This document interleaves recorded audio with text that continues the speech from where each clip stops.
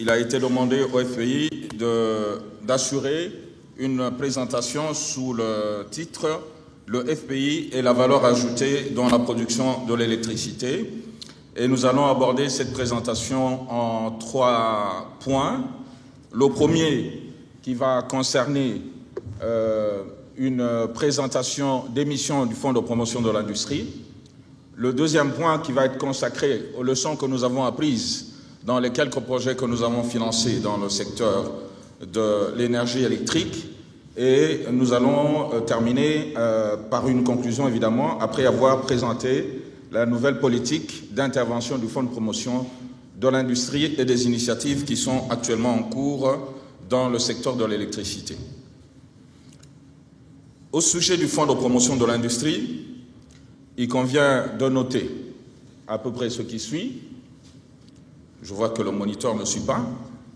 Le FPI a été créé par l'ordonnance numéro 89 du 7 août 1989 sous la forme d'une entreprise publique.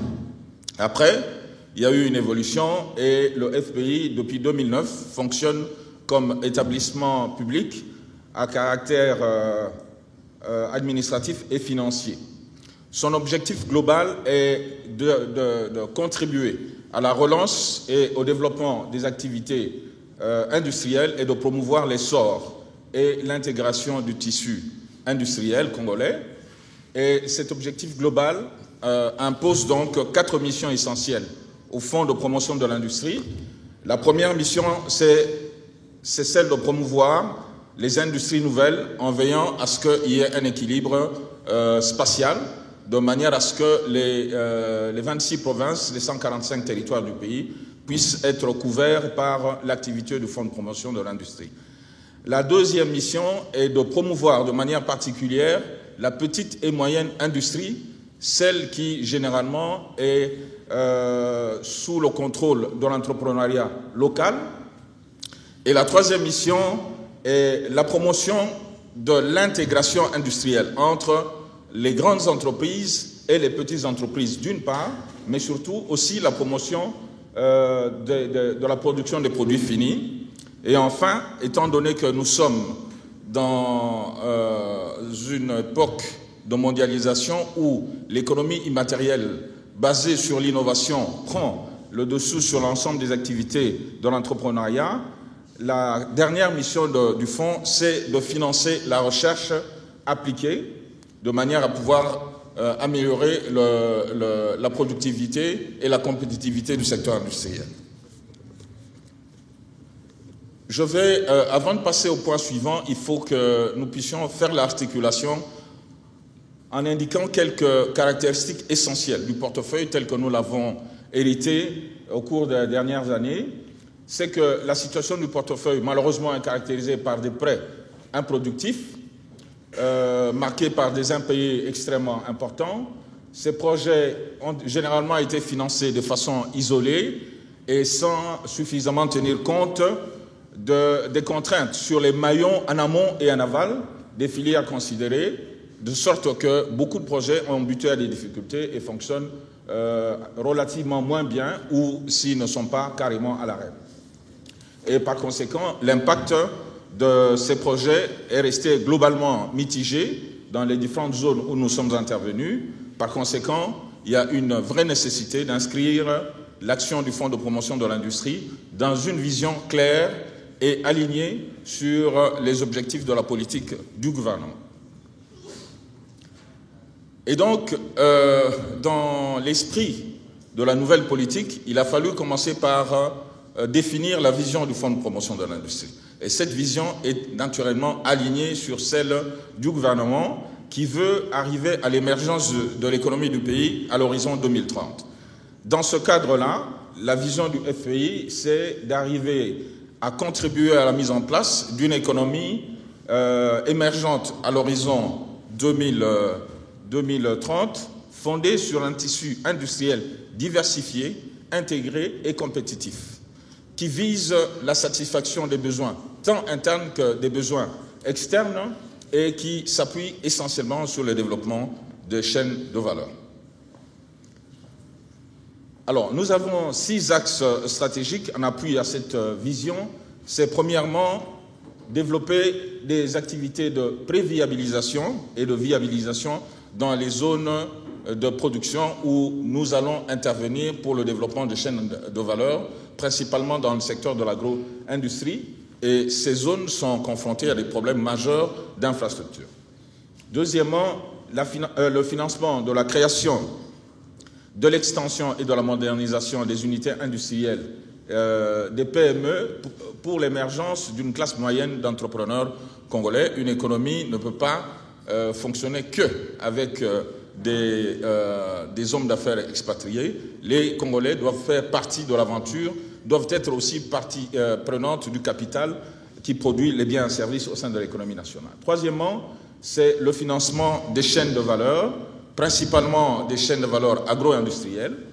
Quatrièmement, l'identification, et c'est l'approche que nous développons maintenant, l'identification des opportunités d'investissement privé dans les 26 provinces de la RDC pour arriver à un résultat que je vais vous indiquer dans les minutes qui viennent. Quatrièmement, ou cinquième axe stratégique, c'est la mise en place d'une stratégie pour l'appui aux jeunes entrepreneurs congolais. Et enfin, sixième axe stratégique, l'appui à l'entrepreneuriat féminin. J'ai été heureux d'entendre le coordonnateur de l'UCM en parler. Et le 12 et le 13, nous allons avoir un séminaire qui sera entièrement dédié à la validation de la stratégie du FPI en ce qui concerne l'entrepreneuriat féminin et le soutien des jeunes entrepreneurs. Alors, quelles ont été nos interventions dans le secteur du financement de l'énergie électrique et quelles leçons ont été apprises de notre modeste expérience dans ce domaine-là? Premièrement, nous avons financé un certain nombre de projets, plusieurs projets non, mais un certain nombre de projets, dont 2 projets avec la SNEL et 3 projets avec des intervenants privés. Globalement, ces interventions s'inscrivaient dans le cadre de la mise en place des conditions objectives d'un développement industriel dans les zones relativement déshéritées et qui connaissaient un déficit important dans le domaine de l'énergie électrique. Alors, ces projets sont là-dedans, je ne vais pas aller dans le détail. Nous avons un projet appelé HEDC, qui était au Kasaï occidental et qui visait à financer l'implantation d'hydrogénérateurs de prise, nous l'avons fait à titre de prise de participation. Malheureusement, ce projet est à l'arrêt, il n'a pas fonctionné correctement. Le deuxième projet que nous avons financé également au Kasaï occidental, lui aussi n'a pas marché. Nous avions financé des équipements de centrales hydroélectriques à Lungoudi à titre de prêt. Il y a un troisième projet que nous avons financé au profit de la SNEL, qui marche, celui-là. C'était pour la production, le transport et la commercialisation de l'énergie électrique et qui visait principalement le renforcement de la puissance au poste de transformation de Maluku. Les 2 projets qui ont été faits avec la SNEL, ils sont opérationnels, ils marchent. Le dernier projet qui a été fait à Bumba, CEB, qui visait l'implantation et la distribution, donc la production et la distribution, la commercialisation de l'énergie électrique, lui aussi, qui était un projet privé, il n'a pas marché. Donc sur les 5, on va dire que 2 ont marché, ceux que nous avons financés au profit de la SNEL, et les autres, malheureusement, n'ont pas réussi. Dès lors, on peut se poser la question, quelles sont les principales causes ou les facteurs qui ont été à l'origine de ces résultats mitigés? 3, principalement, ont été retenus. C'est d'abord, malheureusement, le manque d'études de faisabilité approfondies, qui est un des facteurs les plus importants. Deuxièmement, il faut reconnaître aussi qu'au niveau de l'institution, on n'a pas toujours les capacités techniques nécessaires pour apprécier correctement les projets et les études de faisabilité qui nous sont soumises. Et enfin, l'insuffisance de ressources financières est un des facteurs qui explique pour beaucoup l'échec des projets que nous avons financés parce qu'on a eu tendance à donner des petits financements alors qu'on avait besoin plutôt de gros moyens. Alors, quelle est la nouvelle politique et quelles sont les initiatives que le FPI soutient dans le domaine de l'énergie? Ce sera le dernier point de mon intervention. Nous avons un certain nombre de projets que nous soutenons dans ce secteur-là. Premièrement, il s'agit pour nous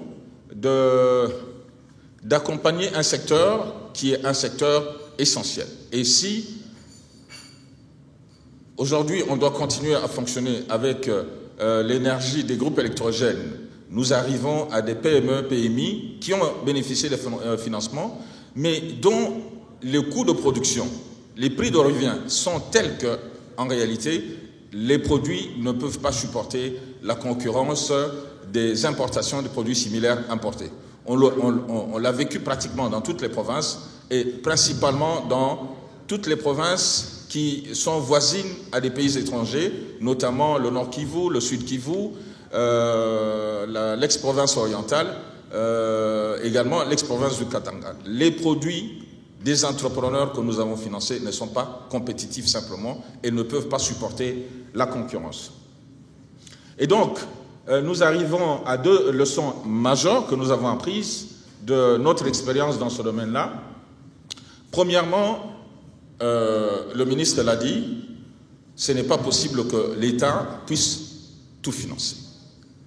L'État ne peut pas tout financer parce que simplement il n'a pas les ressources financières nécessaires, il n'a pas les moyens techniques, il n'a pas toujours les moyens humains et une collaboration avec le secteur privé est un facteur essentiel pour combler le gap dont on a beaucoup parlé ici dans le domaine de l'infrastructure énergétique, mais également dans les domaines d'autres infrastructures. Et il y en a beaucoup. Les ports, les aéroports, les routes, tout ça contribue à créer des facteurs de blocage au développement et à la croissance du secteur privé. Donc, ça c'est une leçon majeure. Il nous faut avoir des plateformes de collaboration et susciter, encourager, exhorter les plateformes de collaboration entre le secteur public et le secteur privé pour le financement des infrastructures. Soit dit en passant, suivant des études de la Banque africaine de développement, au moins les pays africains perdent chaque année 2 points de croissance à cause du déficit des infrastructures. La deuxième leçon que nous avons apprise, c'est que pour bien financer le secteur de l'énergie électrique, il nous faut des moyens importants. Ces moyens ne peuvent pas provenir que de l'État. Il faut également que, de ce point de vue-là, il y ait des plateformes de collaboration entre certaines institutions spécialisées, avec l'État, avec le secteur privé, mais aussi avec les bailleurs de fonds bilatéraux, les bailleurs de fonds institutionnels, pour que nous puissions mettre à la disposition du secteur privé des financements importants. On peut passer au slide suivant, s'il vous plaît. Et donc, qu'est-ce que le FPI essaie de faire maintenant? C'est d'abord de développer une stratégie basée sur ce que nous appelons l'identification des opportunités d'investissement. Peut-être que je vais le mentionner dans la conclusion. Nous allons dans les provinces, et pour l'instant, on a travaillé spécialement dans 2 provinces de l'ex-Katanga, le Tanganyika et le Olomami. Nous avons également commencé à travailler un petit peu dans ce domaine dans la province du Kwango. Ce que nous faisons, c'est de dialoguer avec les opérateurs économiques locaux, avec les autorités de la province et de certains territoires, et d'identifier des opportunités d'investissement dans le domaine notamment de l'agri-business, mais aussi d'identifier quelles sont les contraintes qui peuvent bloquer l'exploitation ou la transformation de ces opportunités-là. Et dans le domaine de l'électricité, ce que nous faisons, une fois que les opportunités d'investissement, pas seulement d'ailleurs dans le domaine de l'électricité, même dans les autres domaines, nous avons identifié les opportunités d'investissement, nous menons avec les fonds du FPI des études de faisabilité, mais aussi des études techniques détaillées et des études de rentabilité, de telle sorte qu'on ait des projets bancables, une banque de projets bancables, autour de laquelle nous pouvons développer un dialogue avec le secteur privé, de telle sorte qu'on peut dire à des gens intéressés d'aller dans tel ou tel projet, voilà, il y a tel projet qui présente tel profil de rentabilité, et si vous investissez $1, voici en combien de temps vous les récupérez, voilà quel est le taux de rentabilité financière associé à telle opération. Et donc, avoir un portefeuille de projets bancables, discuter avec les investisseurs privés à travers des conférences des investisseurs, et une fois que l'accord est trouvé, nous voulons apporter, nous serons partie prenante dans la structure, mais les projets ont vocation à être des projets privés. Au moins 80% des projets que nous finançons dans ce cadre-là sont d'abord et avant tout des projets du secteur privé. Les nationaux comme les étrangers peuvent participer à la structure du capital. Le FPI, qui a fait l'étude et qui a besoin de donner une garantie à l'investisseur privé, prendra à la limite une participation minimale de 10%, dont il peut d'ailleurs se défaire au bout de 3, 4 à 5 ans lorsque l'entreprise devient suffisamment viable, de telle sorte qu'il resterait dans la structure du capital seuls 10% que nous donnerions à la province qui accueille l'investissement, de manière à ce qu'il y ait des intérêts pour les provinces d'accompagner l'émergence de cette nouvelle politique et des investissements qui se font dans ce cadre-là, parce qu'il n'y a pas qu'un volet fiscal, il n'y a pas qu'un volet sécuritaire, mais les terres sur lesquelles nous faisons ces micro-centrales nous sont fournies par les autorités provinciales, et ce n'est que juste récompense de leur attribuer au maximum 10% de la structure du capital, de telle sorte que finalement c'est un partenariat public-privé avec une participation minoritaire du FPI, une participation minoritaire de la province d'accueil de l'investissement et une participation majoritaire du secteur privé. Dans ce cadre-là, un certain nombre d'études sont en cours de réalisation. Je pense que les premières études, non, une étude de faisabilité nous est déjà arrivée. La deuxième sera disponible le 11 du mois d'avril ici, et ça concerne le projet Bendera, qui a déjà fait l'objet d'une concession. Nous pourrions, nous, accompagner les investisseurs dans ce cadre-là, en apportant les financements, en apportant, disons, notre réseau de relations pour que nous puissions financer, matérialiser la réalisation de ce projet, qui est un projet extrêmement important pour la province du Tanganyika. Et le but, c'est qu'aujourd'hui, on peut produire, les capacités installées sont de 17 mégawatts, produites par 2 turbines, mais une des turbines est en panne et on n'a qu'une seule turbine qui marche. Et l'offre d'électricité est insuffisante. De plus, les pertes techniques à la distribution sont très élevées. Donc, il faut faire des investissements, des rénovations, et d'après les objectifs qui ont été fixés, on pourrait passer dans une première phase à 30 mégawatts avec 3 turbines opérationnelles, et dans une deuxième phase à 50 mégawatts pour qu'on déverrouille complètement les capacités de production du secteur privé au niveau de la province du Tanganyika. Et le but, c'est aussi, à travers une deuxième étude sur le port de Tanganyika, de faire de la ville de Kalemi un hub qui pourrait desservir 9 provinces. On peut avancer, s'il vous plaît. On peut passer complètement à cette phase-là. Alors, qu'est-ce qu'il faut dire pour conclure? J'ai vu que le modérateur était en train de me faire un signal discret. Nous avons entendu dire que, et ça c'est le président des miniers, si ma mémoire est bonne, que le déficit pourrait atteindre 1500 mégawatts. Nous avons entendu dire, le DG de la SNEL, que depuis 30 ans, dans notre pays, on n'a pas créé des nouvelles installations de production d'énergie hydroélectrique. Nous l'avons également entendu dire que, pour l'instant, la capacité installée, c'est à peine 2400, sur lesquels le disponible n'est que de 50%. Et ce déficit, il devient encore beaucoup plus important si vous intégrez les besoins de l'agro-industrie, les besoins des administrations et d'autres secteurs. Et donc, il y a là une vraie contrainte. Mais au FPI, nous considérons que là où les autres voient des contraintes, nous voyons des opportunités d'investissement. Comment faire pour ouvrir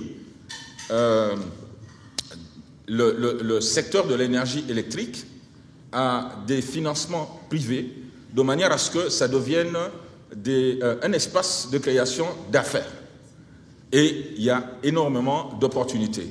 Monsieur Bruno Kapanji, le directeur général de la cellule de Grande Inga, a fait faire, à l'époque où il était ministre, une étude qui montrait qu'on pourrait développer dans notre pays, à côté de ce mastodonte qui se trouve être Inga, jusqu'à Inga 8, on pourrait développer plus de 700 sites de production d'énergie hydroélectrique, notamment à travers le déploiement des microcentrales.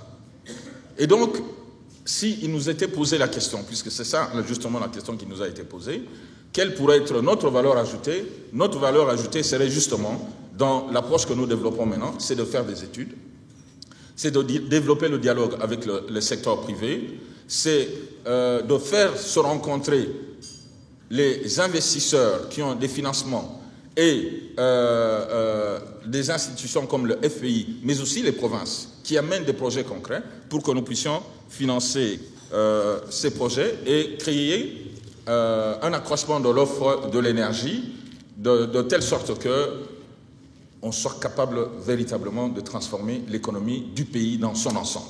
145 territoires, parce que le développement ne peut pas se concentrer que dans le Haut-Katanga, il ne peut pas se concentrer que dans la ville de Kinshasa, il faut que le Haut-Lomami soit pris en compte, il faut que le Kwango soit pris en compte, il faut que toutes les provinces et tous les 145 territoires. Et donc, nous sommes là.